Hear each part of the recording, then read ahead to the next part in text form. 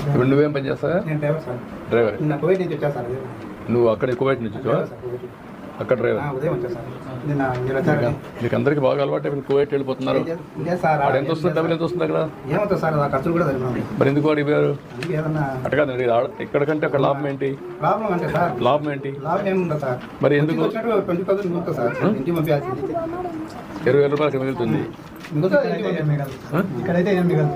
మిగులుతుంది ఇక్కడ ఖర్చు అయిపోతుంది. అది నెల కొద్దిగా జీతం వస్తుంది. ఇక్కడ డ్రైవర్కి ఎంత ఇస్తారు? ఇక్కడ 15,000 ఇస్తారు. 15,000 ఎంత ఖర్చు అవుతుంది మీకు అక్కడ పోయి?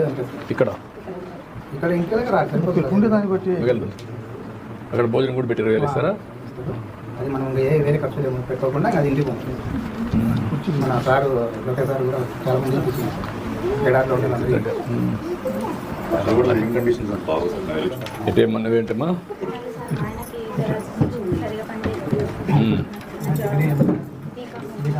నువ్వు బీకామ్ చేసావమ్మా.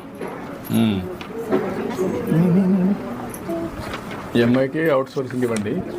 ఆ అమ్మాయిది ఒకసారి చెక్ చేయించి ఎంత పెన్షన్ ఇస్తున్నాం, హాస్పిటల్ ట్రీట్మెంట్కి ఏదైనా ఉంటిద్దాం. ఇతనికి షెడ్ పెడితే సరిపోతుందా నీకు? వెల్డింగ్ షాప్, అది వెల్డింగ్ షాప్ పెట్టించేయండి.